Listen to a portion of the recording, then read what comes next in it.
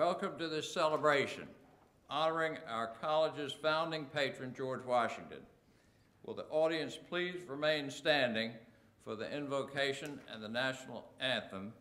Austin Lobo, deacon at St. Margaret of Scotland Catholic Church in Newark, Delaware, and chair of the Department of Mathematics and Computer Science here at Washington College, will give the invocation. The Washington College Chamber Singers and a cappella will then perform the national anthem. Dean Lobo.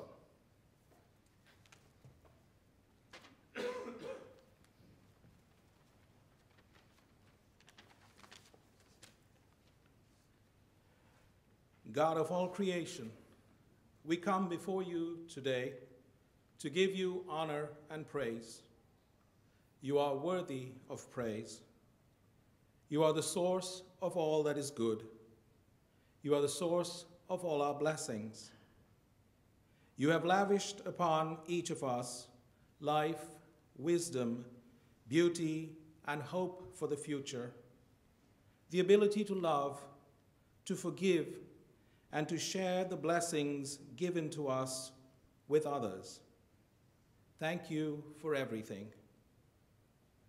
Look with favor on everyone gathered here today, especially Prime Minister Ahern, Congressman Delaney, and the members of the staff, the faculty, the community, and the students whom we honor today in this ceremony. You have given them patience, determination, companionship, leadership, and a desire to excel. They have responded by developing your gifts to distinction. We pray that these men and women may rededicate themselves to continual growth and sharing of their talents and with others. Finally, we pray that your love will continue to sustain all of us in peace and joy today and through all the days of our lives. Amen.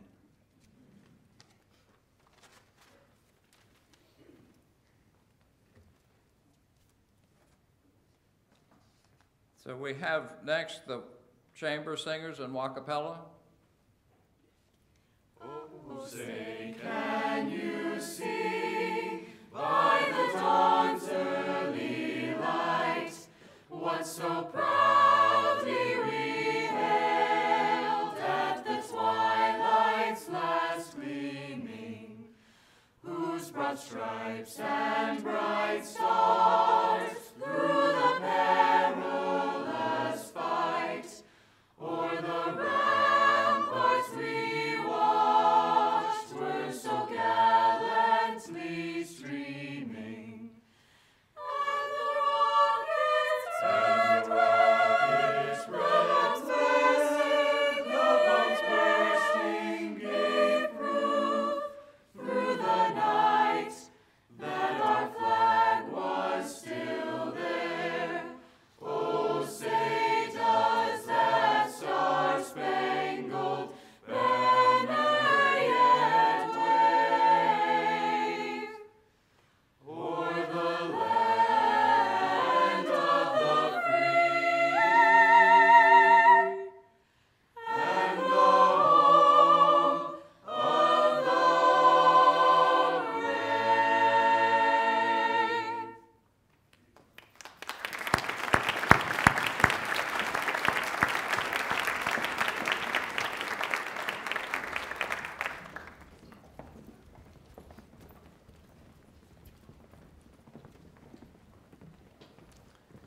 Thank you all very much. And greetings to our platform guests, Chairman Nordberg, former Prime Minister Mr. Ahern, Congressman Delaney, Provost Chamley Wright, Mr. Culp, President Harrison, Professor Walsh, Professor Lobo, Marshall Spillett, and to our students and faculty, staff, and friends of Washington College.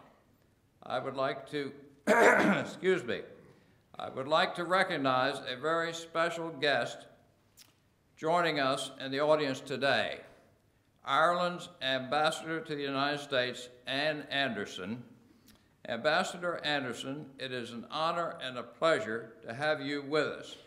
And we are also delighted to welcome back the college's former First Lady and former President, Mitchell Reese.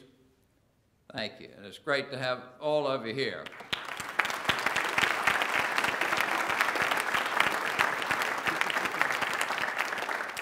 Ireland forever. As part of Washington College's annual celebration of our founding patron's birthday, I have the pleasure of announcing the finalists for the 2015 George Washington Book Prize. Please be seated, too. You don't need to stand any longer. An award that honors the best new books on early American history. This year's 4 honorees spark new thinking on George Washington's world and the significance of the American Revolution, including the very meaning of liberty and freedom in the young democracy. Established in 2005, the Washington College Book Prize is offered in partnership with the Gilder Lehrman Institute of American History and George Washington's Mount Vernon. At $50,000, it is one of the largest literary prizes in the world. The finalists were selected by a jury of 3 distinguished and well-respected historians and writers: Rosemary Zagari of George Mason University, Philip Morgan of Johns Hopkins University, and by our good friend Ted Widmer, author and founding director of the Starr Center. These jurors reviewed more than 70 books to select 4 finalists. So without further ado, the 2015 George Washington Book Prize finalists are Nick Bunker, an independent scholar working in England, for An Empire on the Edge, How Britain Came to Fight America. If, as we read these things, we might think that, Bertie, if you and your countrymen had been in our place in 1776, we might be having this meeting in Dublin.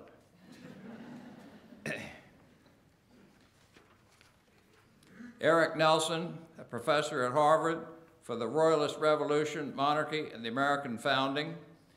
Richard S. Dunn, retired professor from the University of Pennsylvania, for A Tale of Two Plantations, Slave Life and Labor in Jamaica and Virginia. And Francois Furstenberg, again of Johns Hopkins, for When the United States Spoke French, 5 Refugees Who Shaped a Nation. Congratulations to these 4 finalists whose books are now on sale in the college bookstore. And the winning author will be announced on May 20th at Mount Vernon and will visit Chestertown next fall. This annual convocation is an occasion for the college to revisit the ideals and virtue and citizenship that George Washington epitomized, and to honor those who demonstrate these ideals today. And now I'd like to introduce Connor Harrison, President of Student Government Association. Connor will deliver greetings on behalf of the students of Washington College.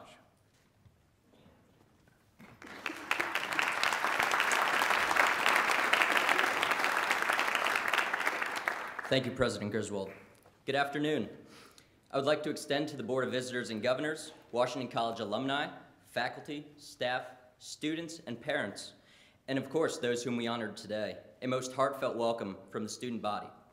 Today we celebrate the birthday of an incredible man, one who gave his name to this institution and the man to first lead this beautiful country, a country that allows us to learn and live freely.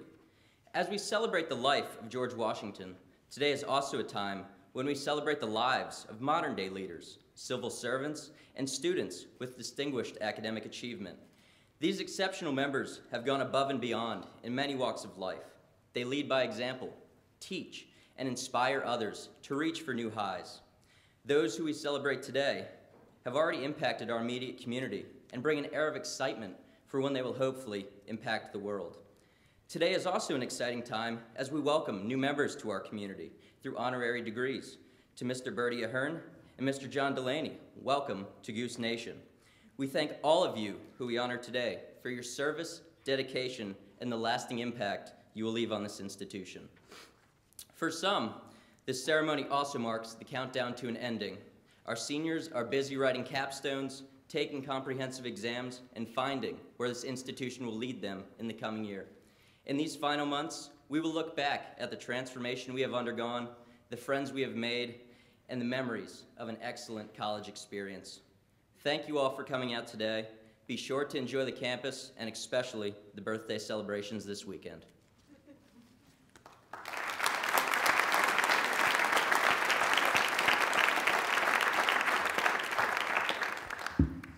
Thank you, Connor. It's now my distinct privilege to introduce the chairman of Washington College Board of Visitors and Governors, Edward Nordberg. Ed is the Chief Executive Officer of Wakefield Capital Management in Chevy Chase, Maryland, and an alumnus of Washington College. He will deliver greetings from the board. Mr. Chairman.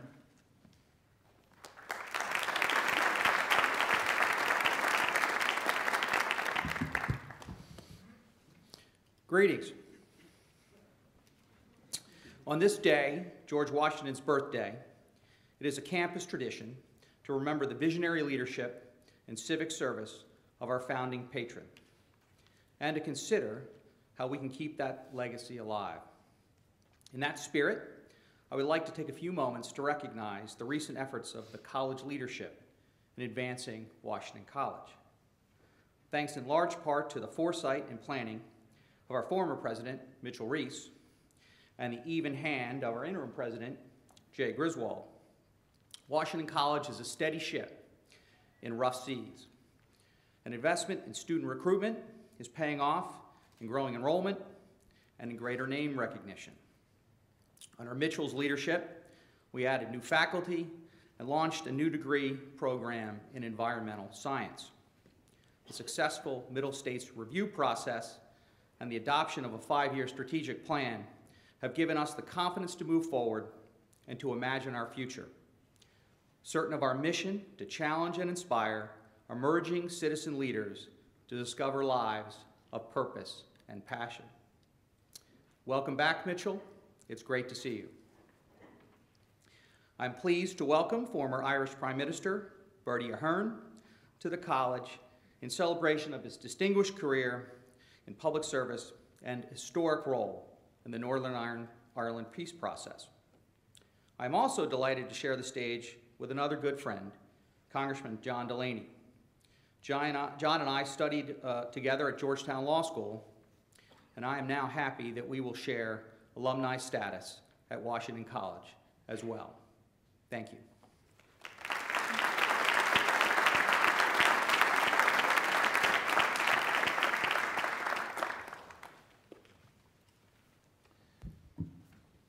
When the Reverend William Smith founded the college in 1782, his naming of the institution was an acknowledgement of the values of enlightened citizenship that George Washington represented to the people of the early United States.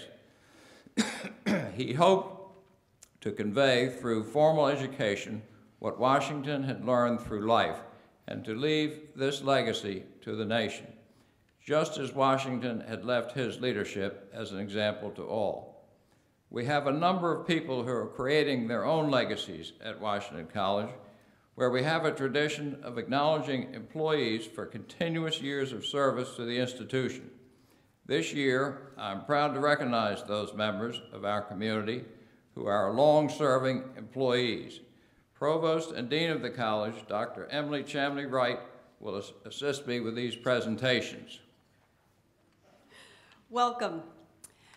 I think a lot about what makes this place special. Certainly our connection to our benefactor, George Washington, is a big piece of that. Certainly our long and distinguished history is a piece of that. Our beautiful campus is also part of what makes this place very special. But if it's one thing that really makes this place special, that really impacts the lives of our students, it's the people who are here to make that magic happen. So it's my honor to honor these people today. Will the honorees that are present please come forward when I call your name? Some of our honorees could not be here today. It's a bad flu season, I will tell you that. I would like to ask the audience to hold their applause until the end of each category. Staff and faculty being recognized for 5 years of service to Washington College.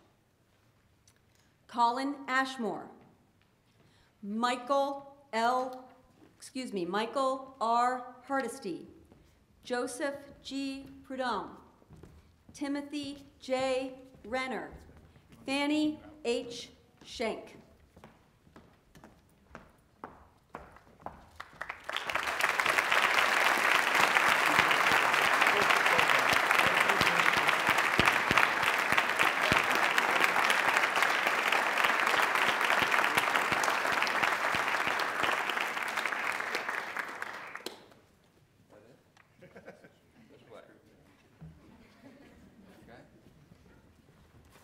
For 10 years of service, Aaron K. Anderson, Susan M. Galinsky, Alicia R. Knight, Sean D. Ramsey, Jennifer L. Sipala, Michelle M. Balansky.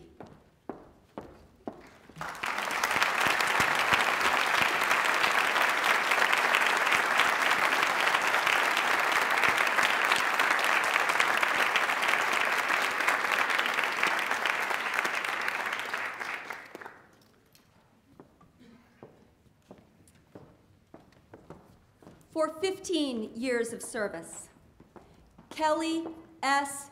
Payne, David C.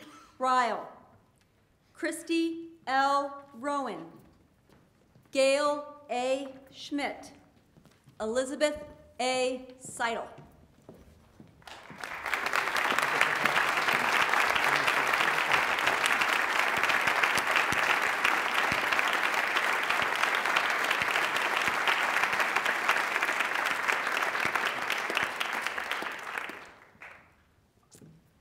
For 25 years of service, Susan M. Brown, Cynthia H. Licata, Satinder S. Sidhu, Sarah A. Smith.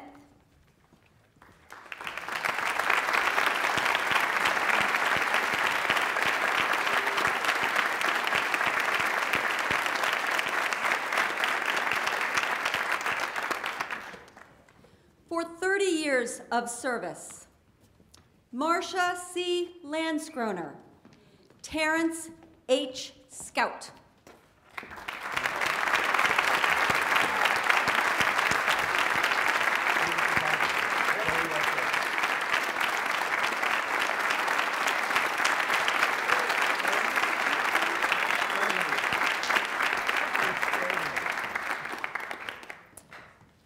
For 35 years of service, George J. Spillage.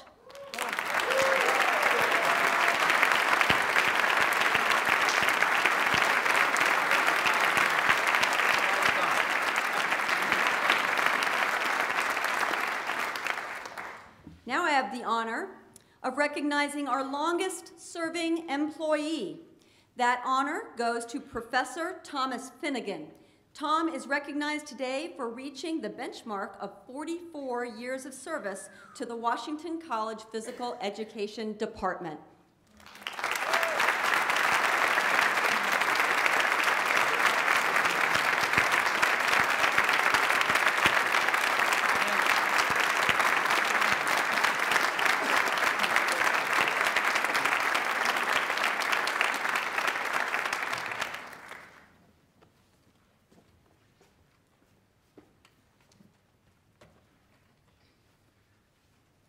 Clearly, on behalf of the entire college community, I want to say how grateful we are for your commitment to this institution. In keeping with our tradition of honoring faculty and staff for years of service, it is also my pleasure to recognize employees as well as community members and organizations for meritorious service to Washington College, Chestertown, and the greater Kent County community. The President's Distinguished Service Award was established to recognize exceptional performance, leadership, and service by an employee of Washington College. The recipients of this award have a record of exemplary performance and distinctive contributions. They have improved the college's program and campus activities and have shown outstanding commitment to the campus as a whole.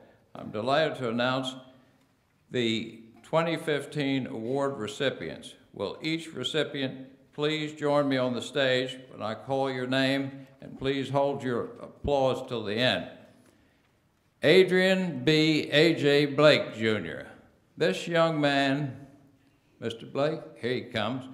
This young man is Mr. Personality, a gentle, big-hearted soul who brings a smile to everyone he meets. Everyone loves A.J. Blake, especially the students who see him every day in the dining hall. A.J. joined the dining service team in 2009, and in 2013, based on his strong work ethic, the close personal relationships he has fostered on the job, and the impact he has made on the college's dining program, Chartwell's Food Service Company recognized him as the regional, quote, Be a Star Associate of the Year. Since winning this award, AJ's star has twinkled even brighter. He takes great pride in his work, makes new friends with every passing day, and is generous with his famous fist pumps.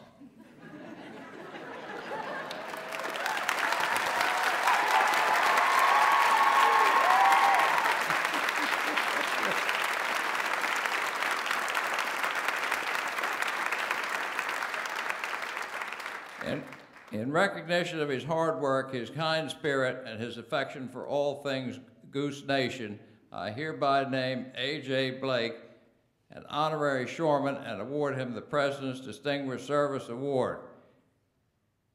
Oh, you already gave me a fist pump, didn't you? Okay.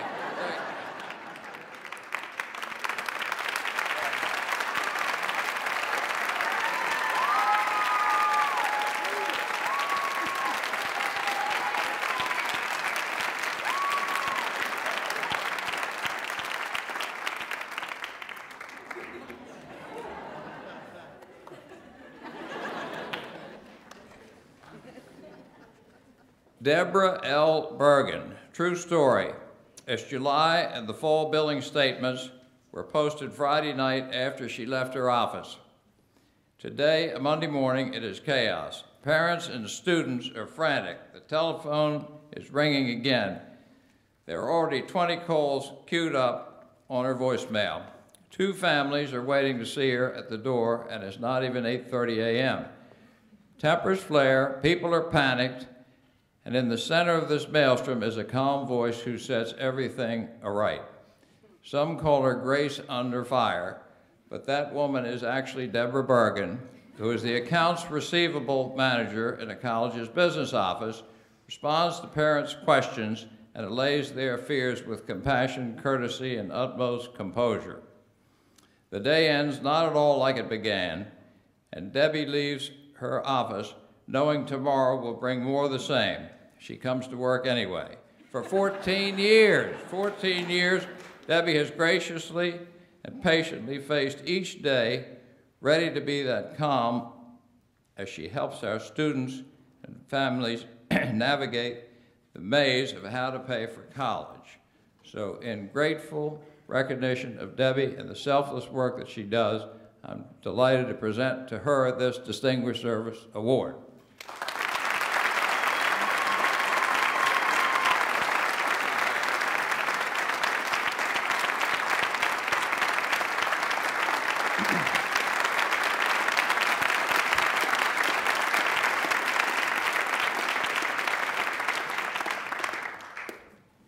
Kimberly D. Lessard. Lessard or Lessard? Thank you. Kim cannot be here today as she is with the swim team at the Centennial Championships in Gettysburg. We expect to have a ribbon cutting to celebrate the opening of the edition the Casey Swim Center on Sunday, April 12th, and will plan to present Kim with the award at that occasion. I hope you all can join us at that time. Martin A. Connaughton and Michelle Valansky, will you please join me at the lectern?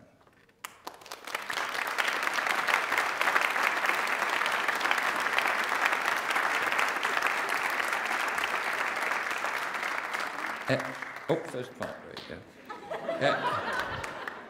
Every 10 years, Washington College faces an important but grueling institutional self-assessment and a comprehensive external review known as the Middle States Commission on Higher Education reaccreditation process.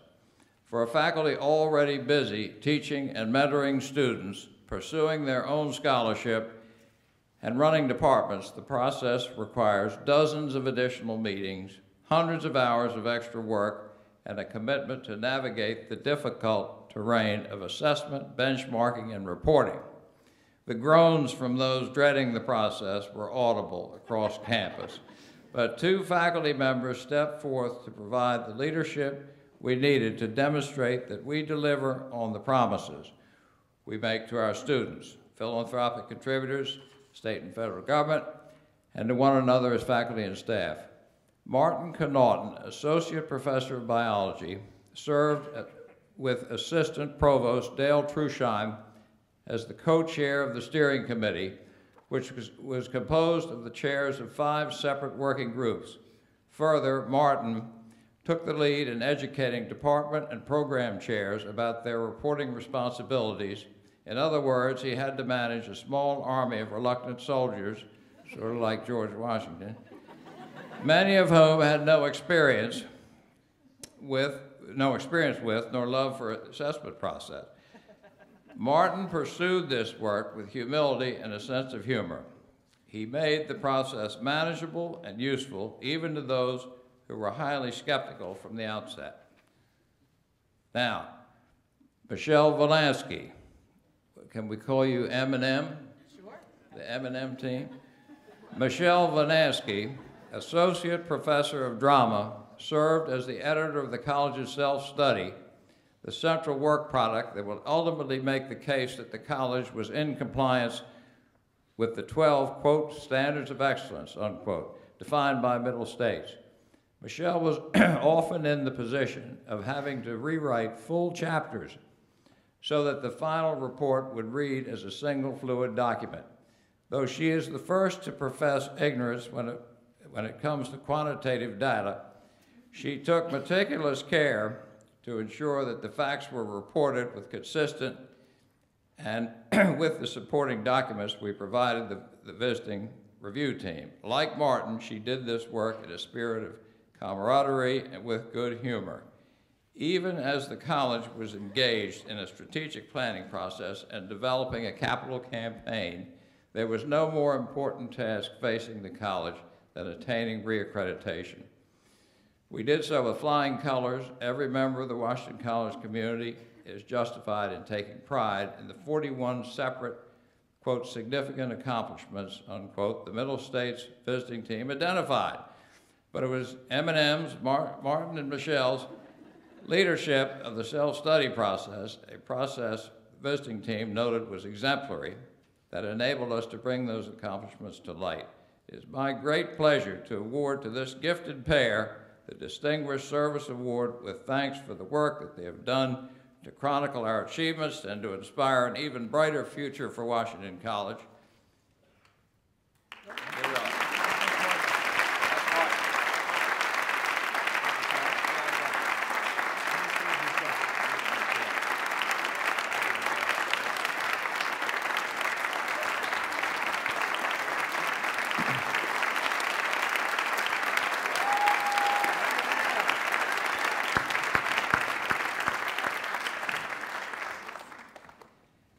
Bear with me.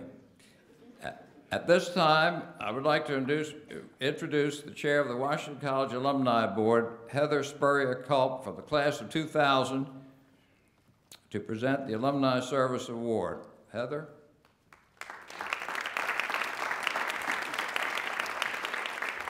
Good afternoon. The Washington College Alumni Service Award was created in 1986 to formally recognize dedicated alumni. The Alumni Service Award is given annually to an alumnus who has given outstanding and continued support to the college and/or the Alumni Association. He or she has been instrumental in encouraging prospective students to apply to Washington College, has made continued financial contributions, has been willing to give time and energy as a class agent, as an Alumni Alliance member, as a Board of Visitors and Governors member, alumni chapter officer, or contributor on special projects sponsored by the college or alumni association. Norris, will you please join me on the stage? Norris W. Commodore Jr., 1973.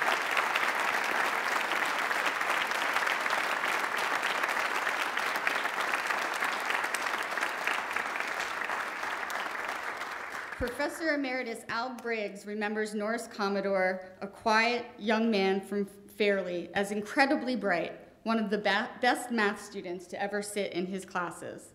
Classmate Beth Lehman credits Norris for helping her get through Professor Richard Brown's calculus class. At the time, Washington College had some newfangled IBM computers installed in the Department of Math and Computer Science, and students were learning to program as early as their freshman year. Norris saw an opportunity to put his natural gifts to use and hone a razor-sharp focus on a career with Big Blue, the bluest of the blue-chip companies. Immediately after graduation, Norris secured a position with IBM, where he built a career in IT financing. As Director of Contracts and Negotiations for IBM Credit and IBM Global Financing, he has helped IBM expand its reputation as a global technology giant. In 2012, Fortune magazine ranked IBM tops for cultivating great leaders, and Norris has unwaveringly followed that track. Since graduation, he has played an increasingly important role in leadership at Washington College, serving on the Alumni Council, chairing his class reunion committee, and serving on the Board of Visitors and Governors since 1999. He and his wife, Terry Wood Commodore, class of '74, are also committed to paying forward the scholarship assistance they received as students. There were people out there who valued our potential so much that they are willing to bet money that we were a good investment, Terry once remarked. So we owed the next generation at least what was given to us. As a college trustee, Norris has served on the Student Affairs Committee and the Admissions and Financial Aid Committee. He has returned to campus on several occasions to speak about career opportunities with our students. For Norris, it is always a homecoming, a chance to visit family and the campus where his dreams first took flight. The Alumni Association is delighted to recognize Norris W. Commodore Jr. for his outstanding leadership and dedication to Washington College. Norris, on behalf of the Alumni Association, I would like to now present you with a gift as a token of our esteemed appreciation. Thank you.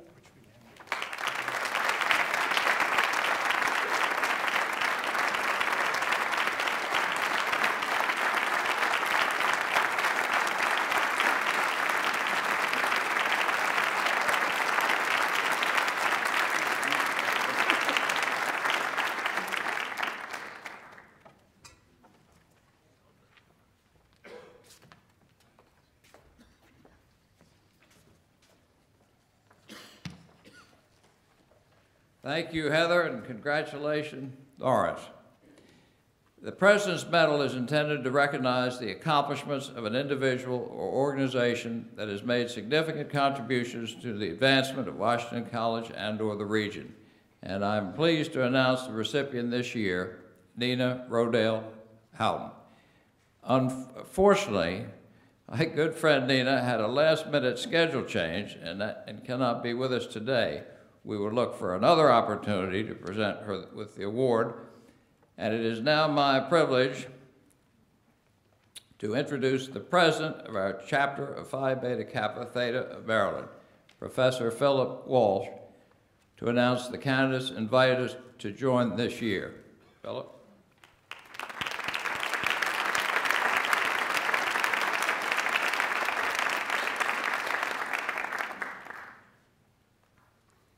Founded in 1776 by 5 students at the College of William and Mary in Williamsburg, Virginia, The Phi Beta Kappa Society is the oldest and most prestigious academic society in the United States.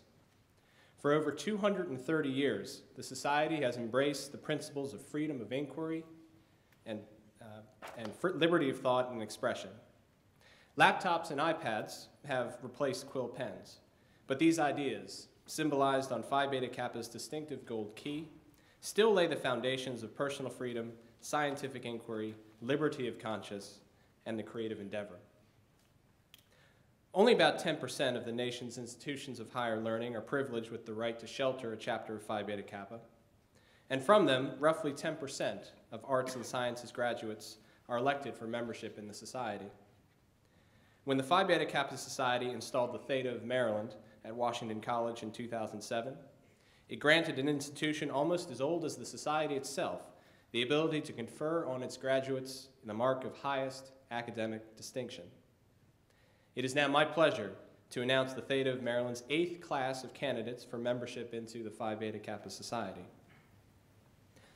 On January 22nd, 2015, the Theta of Maryland voted that in accordance with its provisions, the following individuals have met the rigorous criteria for election and have been invited to join the Phi Beta Kappa chapter sheltered at Washington College. I shall read the name of each candidate and ask that you join me on the stage for a group photo. Audience, I ask that you hold your uproarious applause until all of the candidates have appeared to be recognized as a group. Lisa Jean Anderson. Julia Diane Armstrong. Elizabeth S. Bell. Melody Sophia Bishop. Adele Katina Bovis. Nick John Karasanesi Jr. James Dalton Chillog. Rachel May Dillaplane. Francesca Micheline DePaula. Valerie Ann Dunn. Sarah Florence Giordano. Emily Rachel Iller. Sierra J. Jessamy. Sean Philip Kraus. Paige Catherine Kuby. Kevin Thomas Lair. Zachary Edward Leppert. Alexandra Vernon Levy. Elizabeth Ashley Loisel. We are inducting an alumnus this year, Michael Stephen McGinnis, class of '90. He will be here later next week. Denise Marie Meal. Donald Michael Moran, Jacqueline Marie O'Connell. Kirsten Nicole Paul. Kendall Louise Rich. Jenna Lynn Roge. Andrew George Sothoff. Mariel Ann Schilling. Adam C. Smith. Ashley Nicole Sowers. Eleanor Blair Towers. Abigail Lynn Urbanic. Cast of thousands. Hannah Elizabeth Weiss. Anna Elizabeth Young. Madeline Nicole Zins. Ladies and gentlemen, I am pleased to present the 2015 Phi Beta Kappa candidates.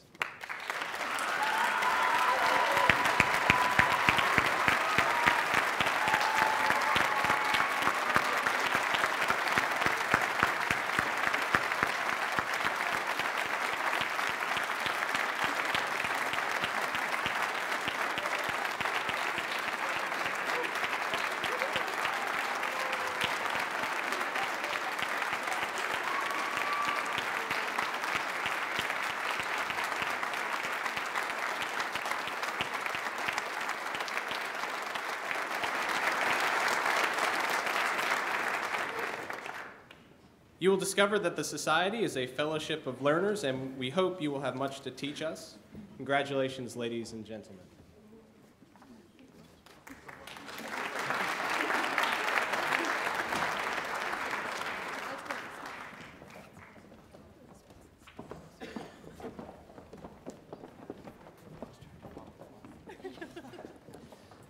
Thank you, Dr. Walsh, and congratulations to all of these fine students.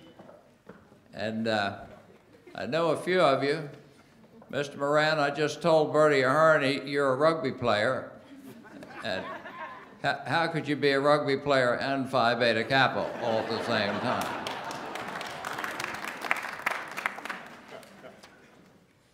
I would now like to confer the highest degrees that Washington College can bestow, and Chairman Ed Nordberg will read the mandamus for the degrees.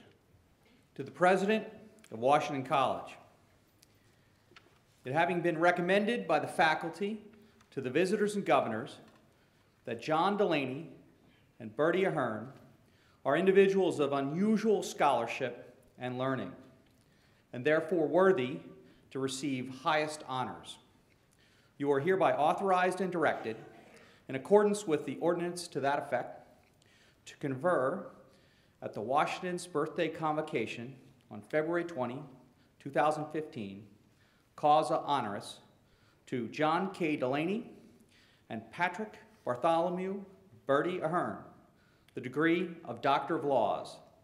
Signed, the visitors and governors of Washington College in the state of Maryland.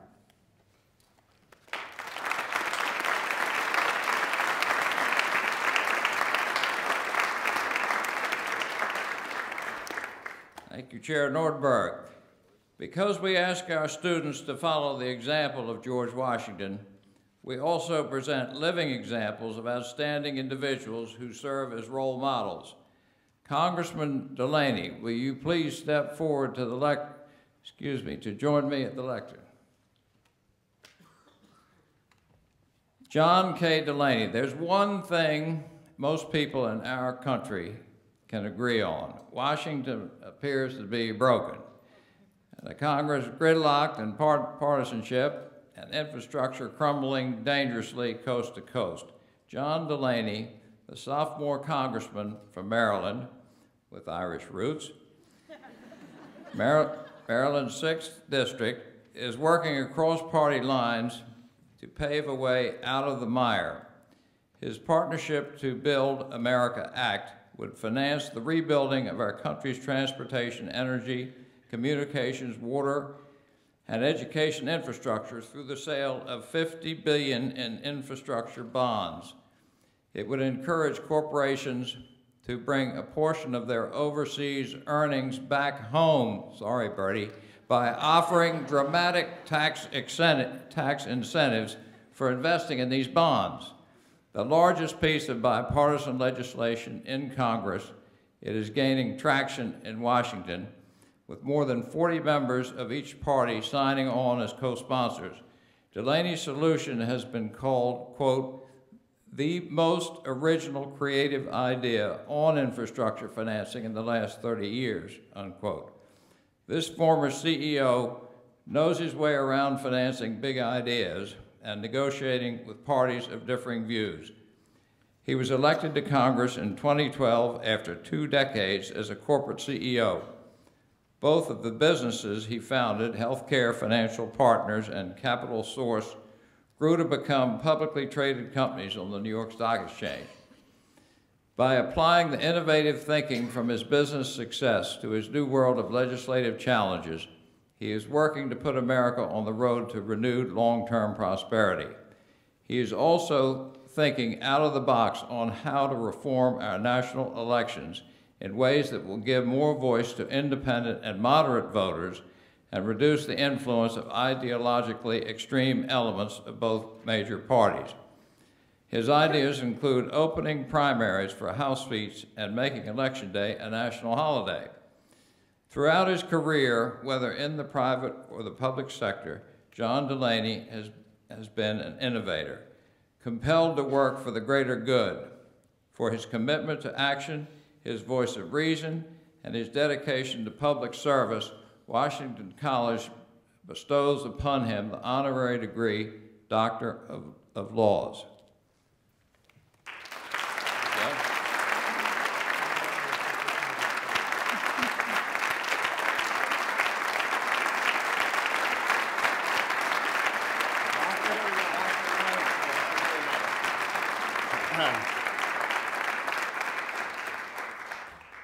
Well, Mr. President, that was very nice, very kind, very generous, and I want to thank you for this tremendous honor. And I truly want to thank everyone here at Washington College for sharing this tremendous honor with me.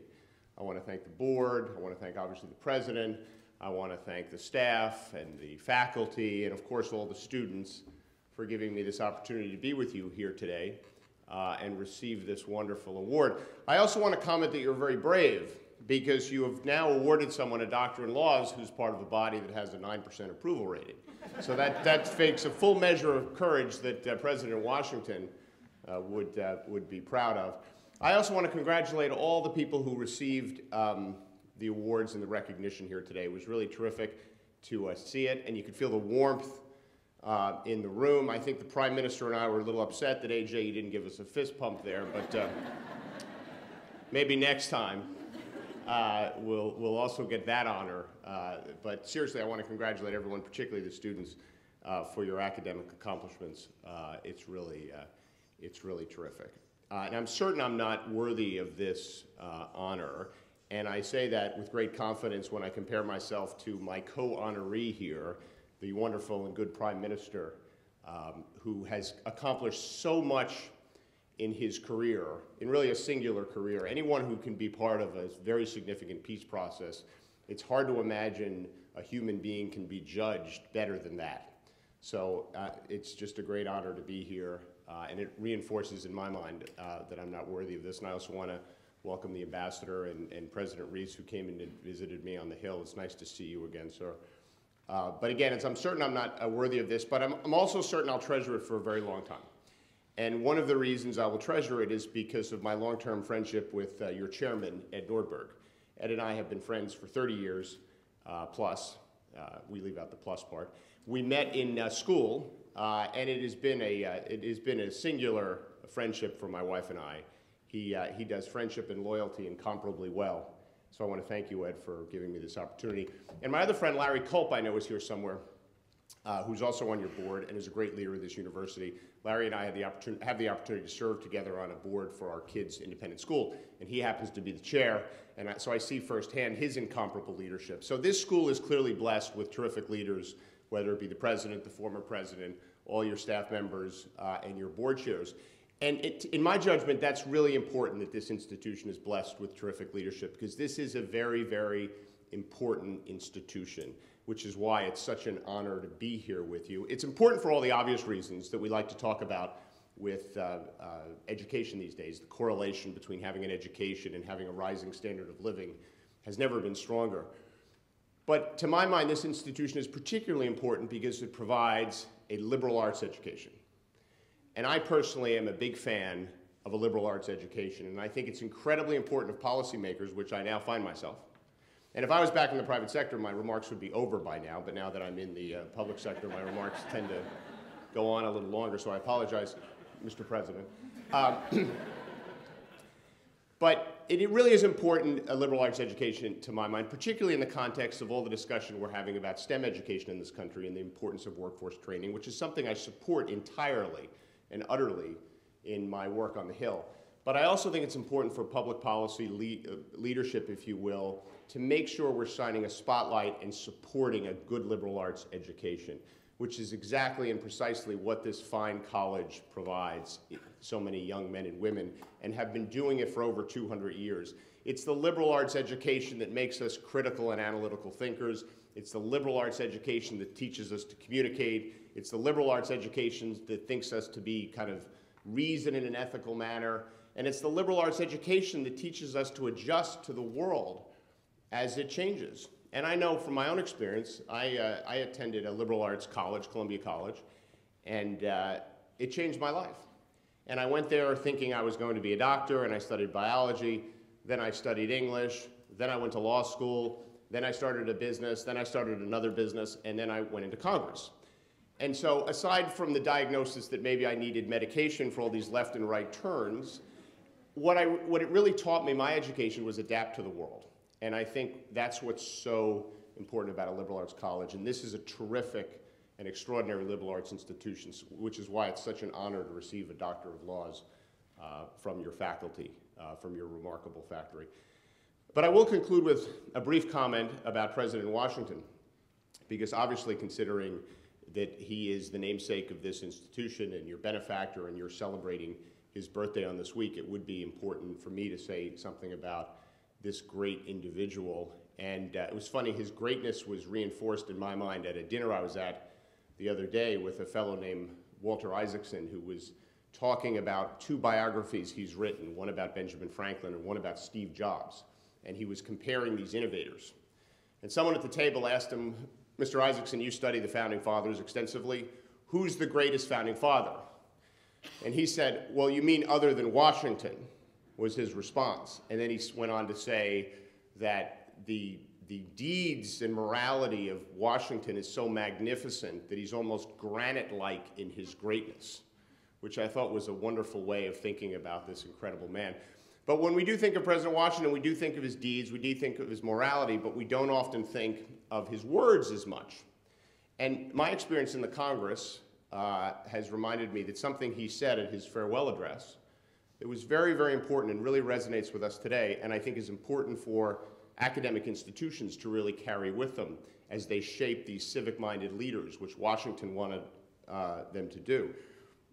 He warned us in his farewell address about political parties, and he was worried about them for two reasons. His first reason was because he thought they would team up with foreign countries and allow them to take over our country. He was probably a little paranoid about that, but you can understand why, considering where he came from. But his second worry is that they would be involved inherently in self-interest, and that would ultimately prevent them from doing the common good of the country. And as someone who's in the Congress now, I'm more optimistic about our country than I have ever been. I think the facts favor the optimist. I think the country is extraordinarily well positioned. That doesn't mean we don't have challenges. That doesn't mean we don't have to, from time to time, make some hard decisions. But our hand is really wonderful. We're incredibly well positioned. The only thing that gets in our way is the partisanship that exists now in the body that I serve. And each side is equally guilty. And the reason it's so dangerous is because they've forgotten what you all know so well, what everyone standing behind me knows so well, and all the students know so well, that great ideas are what really matter. And in our country right now, both sides of the aisle have some really good ideas. They have some questionable ideas, but each side has really good ideas. And what our elected officials are not doing is embracing the best ideas on both sides and advancing the common good of the country. And that ultimately has to change, and I believe it will change. But what will make it change is when young men and women, like the future leaders sitting in front of me who were just given this wonderful honor, get into the world and appreciate that it's their job to make a difference, to participate in public policy, to participate in the public process, and to really try to live lives that Washington College, the opportunity that they've given them to make a disproportionate difference in their lives, which is what people who have graduated this college have done for a long time.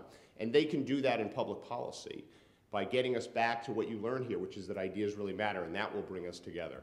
And so we should heed Washington's work. We should respect his staggering and stunning deeds and his hard-to-imagine morality, but we should also listen to his words.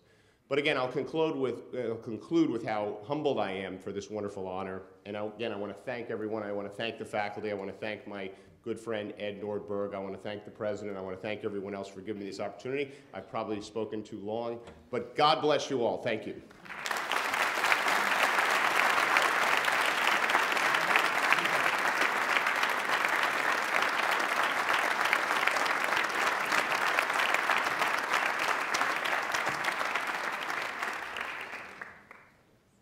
Thank you, Dr. Delaney. And if you'd been around Washington College a little longer, you'd say, God bless you all real good. As some of you would remember, Louis Goldstein was his favorite saying, right? So at this time, I would invite Mitchell Reese to join me at the lectern. As many of you know, from 2003 to 2007, maybe some of you don't know, Mitchell Reece served with great distinction as our nation's special envoy to the Northern Ireland peace process and worked closely with our next honoree, his buddy Bertie. Mitchell, thank you for being here to share this special moment with us and to provide a very special introduction.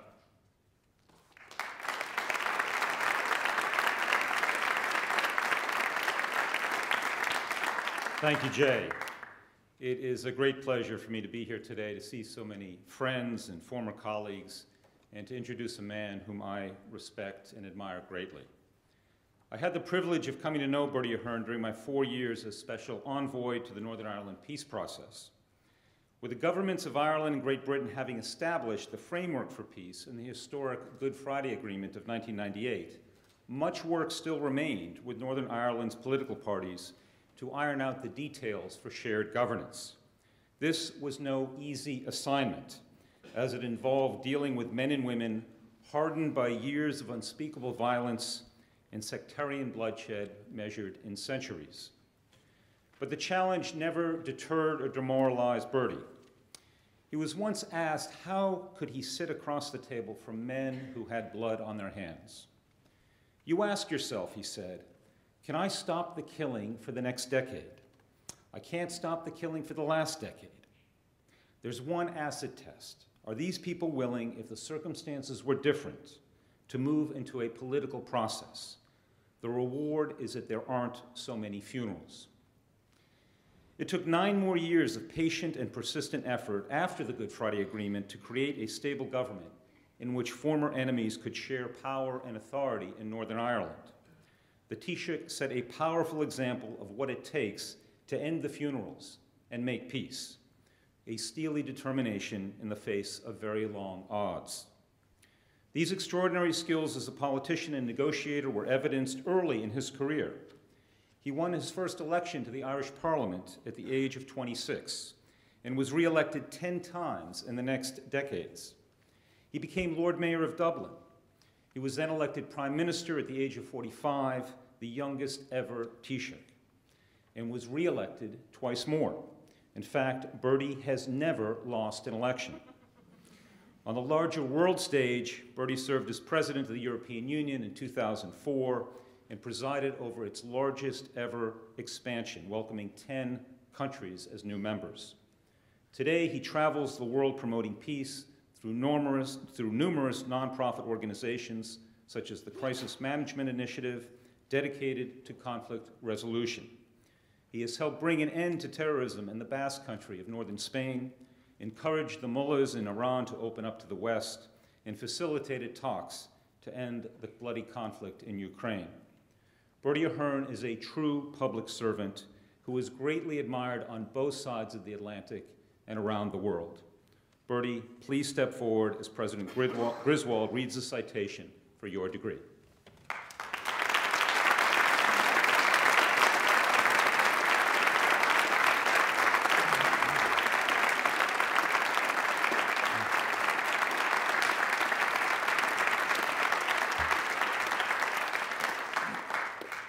Mitchell knows you so well, Bertie, it's very hard for me to read these comments because he actually lived them with you and knows you so well.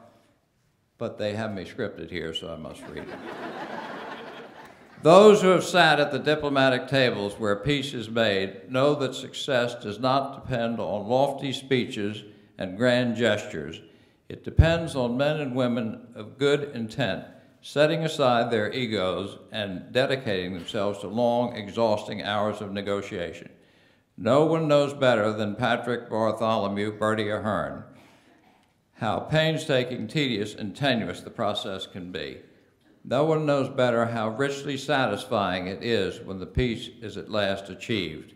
As Prime Minister of Ireland, Bertie Ahern was a key negotiating partner in the historic Good Friday Agreement that set Northern Ireland on its path out of 3 decades of violence known as the Troubles, a period of tension and hatred based on centuries-old disputes.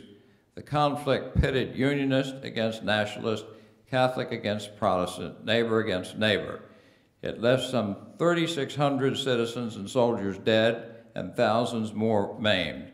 Partnering with British Prime Minister Tony Blair, Mr. Ahern gave himself tirelessly and totally to moving the peace process forward, often under great personal duress. Today, he continues to use his extraordinary negotiating skills and experience as an advisor to others seeking peace in entrenched conflicts around the globe. Mr. Ahern accomplished much in a long career in public service. He became Ireland's youngest Taoiseach at age 45, presided over an unrivaled period of growth and prosperity, and brought peace and shared governance to Northern Ireland. At the end of his tenure, he became the fourth person in the history to have addressed both the U.S. Congress and the British Parliament. And today, he becomes the first Taoiseach ever to receive an honorary degree from Washington College. Bertie Ahern, in recognition of your distinguished career as a political leader, statesman, and peacemaker, it is my pleasure to bestow on you the Honorary Doctor of Laws.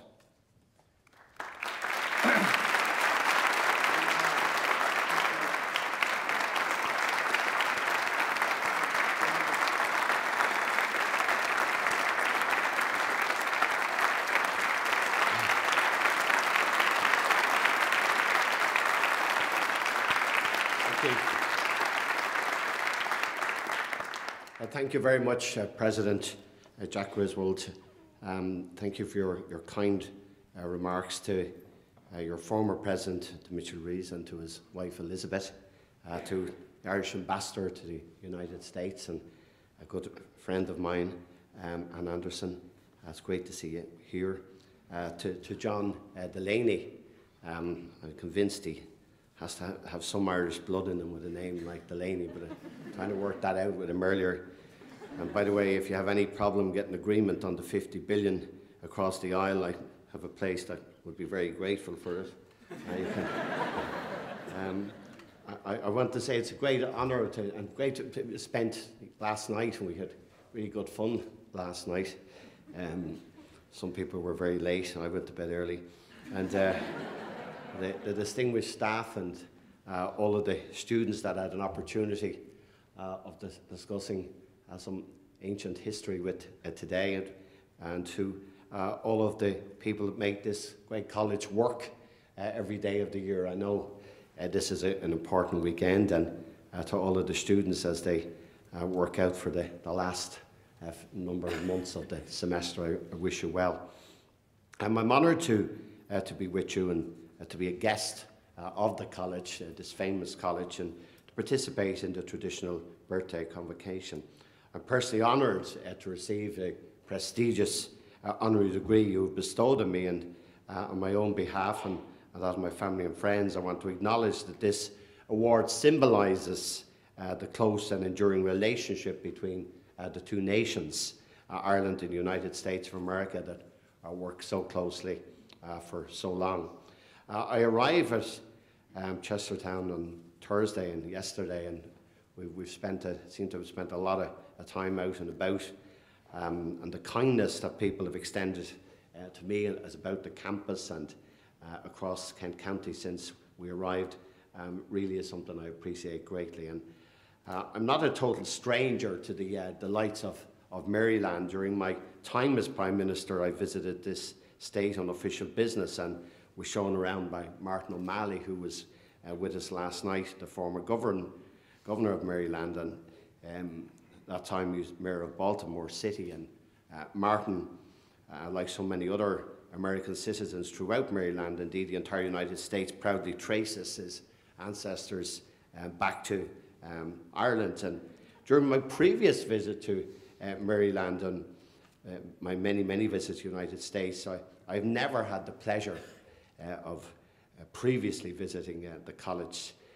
But for anyone with an appreciation of history, as I do, I can only assure you that it is an inestimable honour to be recognised by one of the most respected, most eminent and most historically significant colleges in the United States.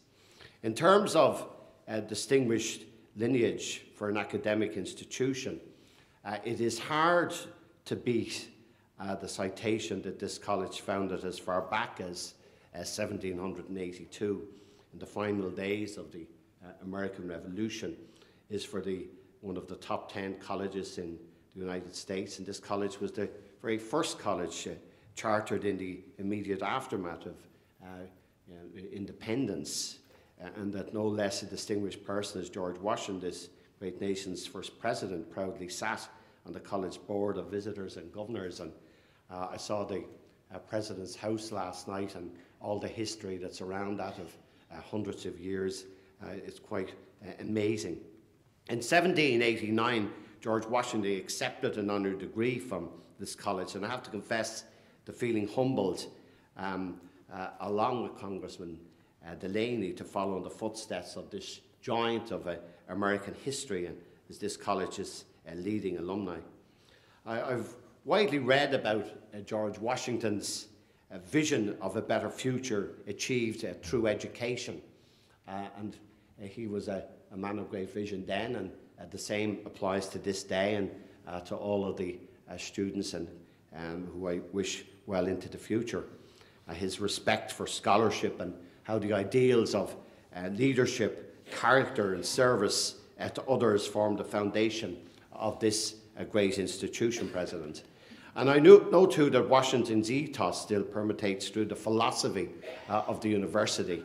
And I think that 2.25 centuries on from him receiving his honorary degree from this college, his idealism remains an important touchstone and will forevermore. In his time, George Washington said that the overriding objective of this college must be to educate citizens for the vital task of democracy. And up to the present day, it inspirationally remains this institution's mission to provide a broad, liberal education of high quality and to prepare citizens leaders in many fields of careers and public service. And when Washington College formally and generously invited me to accept this doctorate, they did so on the basis of my record of public service, and in particular in regard to not just my record of public service as Irish Prime Minister, but also in relation to the Northern Ireland peace process. I suppose I should say that I spent 40 years of my life in public service, both in politics and as an accountant before I was in it, and since doing numerous things. And I've always liked the quote of Franklin D. Roosevelt, who himself also was an honorary doctorate from this college, that there is no greater calling than public service, because in many ways I believe this sums up so many of our lives in this auditorium today. And it was my privilege to serve as Prime Minister. It's always lucky in politics to be able to serve for a long time, as Mitchell kindly reminded me not to be beaten either, which sometimes is difficult. But it was a great honour to be there for so long. And as Prime Minister on 3 occasions and in various ministries, they were important. Back 11 years ago in 2004, I was President of the European Council when Ireland had its turn of chairing that. I presided over the largest political and economic expansion of the European Union in its entire history. And the person who did so much of the hard and diligent work during that time and ran our whole system in Brussels was Ambassador Anne Anderson. And I always admired your brilliance. They told me in the staff that you were a tough taskmaster, but I only saw all the good things. But you did a wonderful job, and I want to thank you, Anne, for all the service you've given to my country since then. And I know from last night, because we've many people who were experts in Ireland, a quite amazing bunch, from having shares of horses to business and to all kinds of things that were there last night. But they greatly acknowledge the huge job that you're doing here in the United States. So it was nice to hear that, and I congratulate you for that.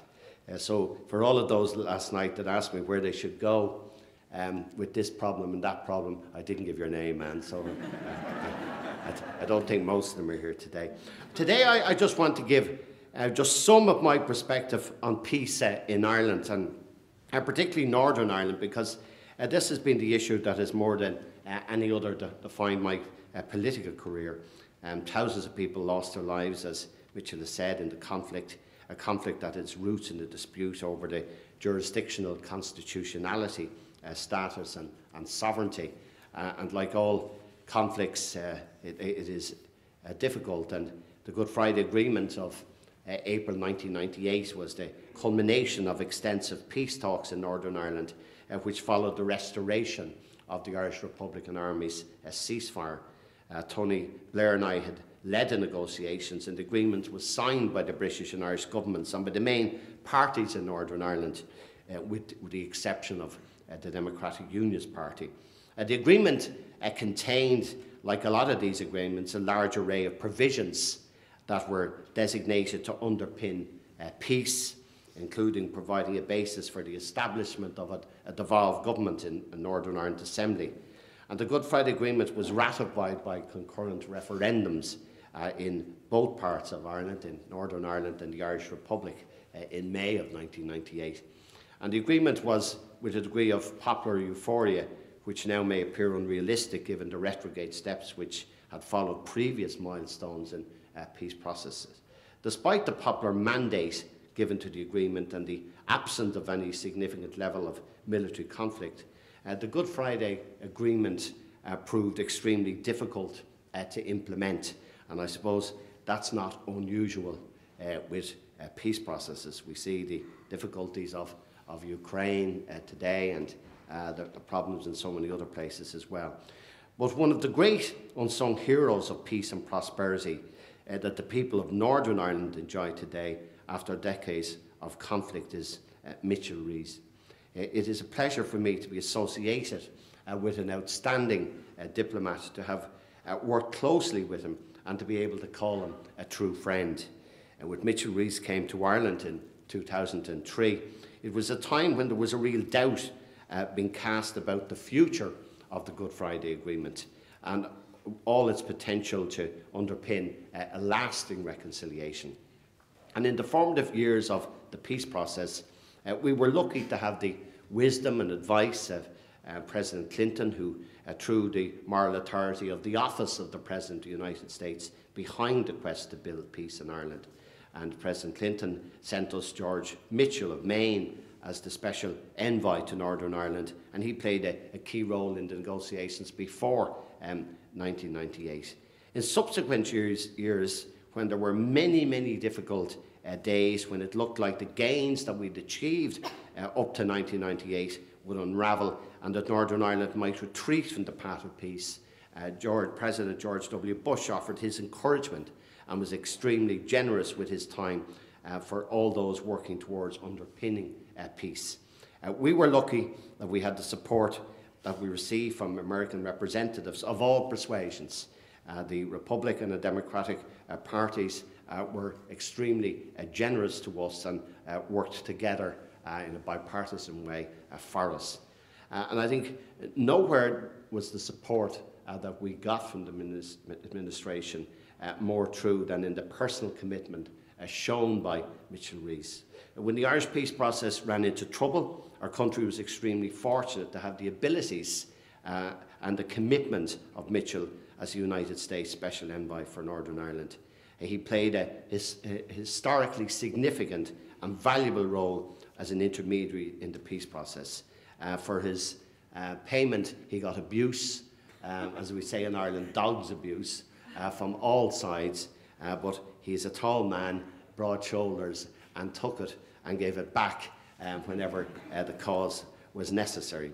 And the record is there for you to read that when you have time.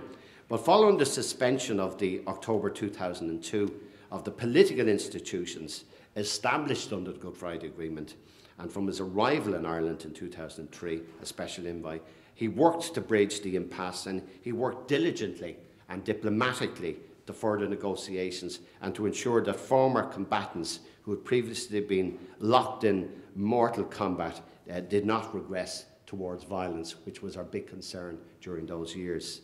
Peace building, as the President has said, is a slow, tortuous process. It requires perseverance and patience. It's not the place for a bull in the china shop, because that doesn't work too good.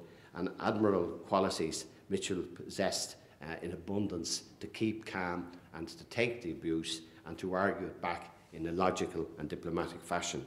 Throughout 2003, the British and Irish governments jointly led a series of talks with the parties in Northern Ireland for the purpose of preserving the essential balance of the institutional arrangements set up under the Good Friday Agreement.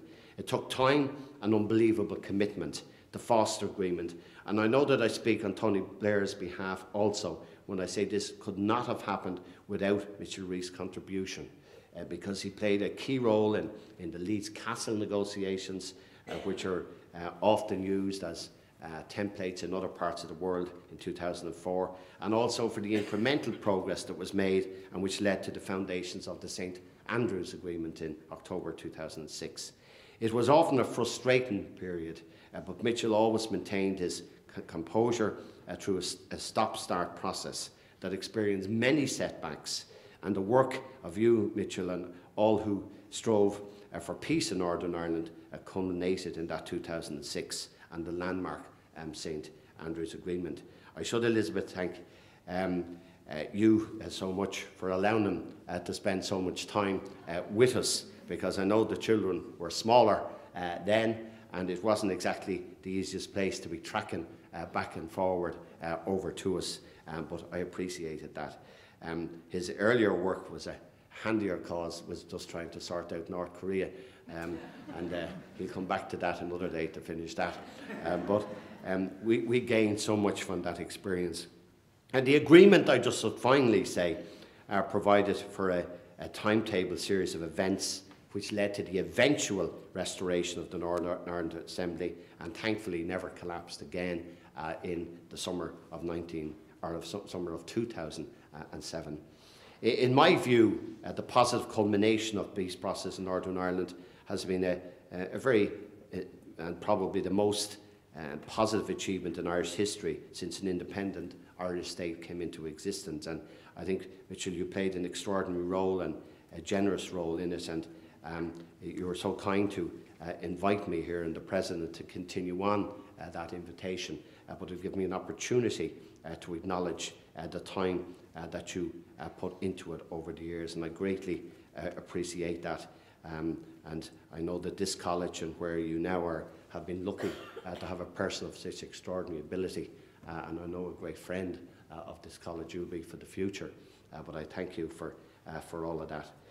In conclusion, can I say it's a real honour to be associated with an extraordinarily successful university, and the degree is a personal honour, but in a wider sense, it's also indicative of the enduring bonds that our nations have together. From America's earliest days, the Irish have shown great dedication to the development of the United States, with many Irish men and women playing a brave role in America's War of Independence. And the college's most famous figure, George Washington, recognised this support when he said, and I quote, "Ireland, thou friend of my country, in my country's most friendless days, much injured, much endured land, accept this poor tribute from one who esteems thy worth and mounts thy dissolution." End of quote. Ireland today, ladies and gentlemen, is culturally vibrant. It's economically renewing itself after a difficult period, and most importantly still, it's an island of peace. And the wonderful political and economic support of the United States of America has culminated to Ireland's progress that has opened our eyes to opportunity and its power as a force of social good.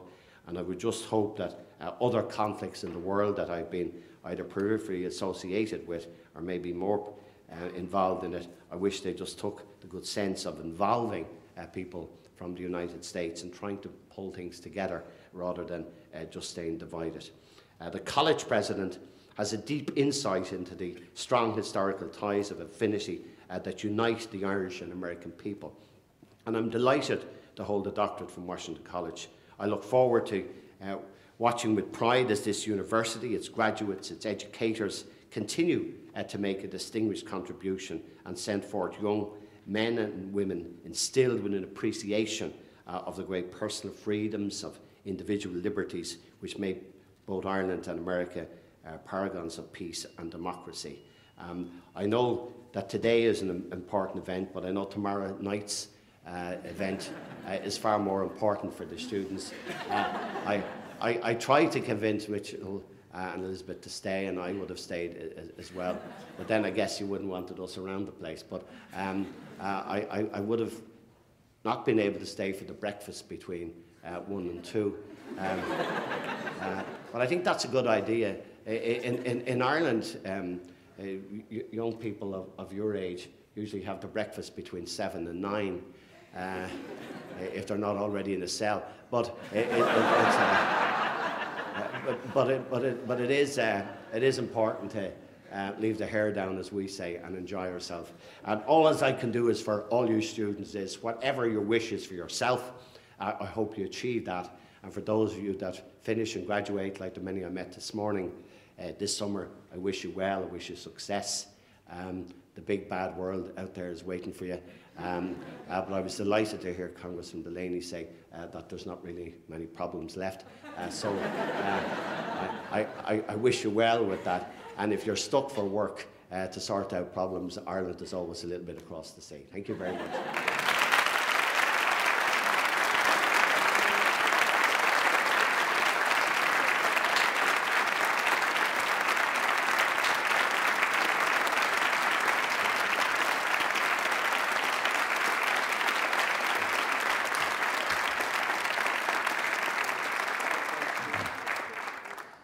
Thank you, Dr. Ahern. As we conclude this afternoon's convocation, I extend an invitation to all of you to view the current exhibit at the Cole Gallery, Sculptor David Hess's Gun Show. It's unlike anything you've seen in Cole Gallery before. Inspired by this exhibit, Cole Gallery and the Political Science Department are hosting a panel discussion on gun violence. That takes place Tuesday, 6 o'clock, here in this auditorium, and promises to be a thoughtful exploration of guns in our culture.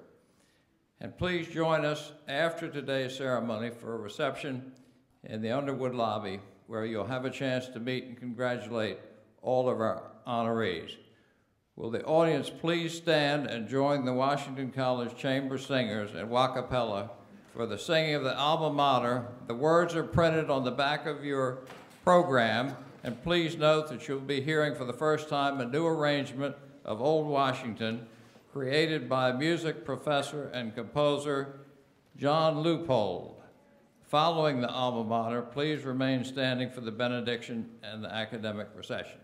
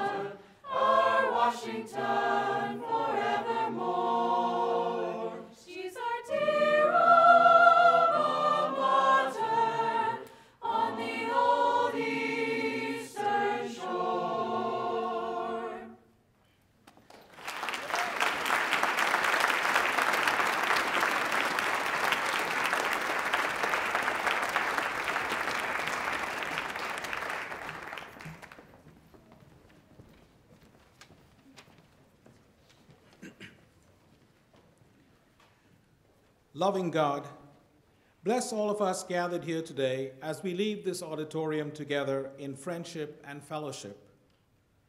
Thank you for the blessings of our individual and collective gifts.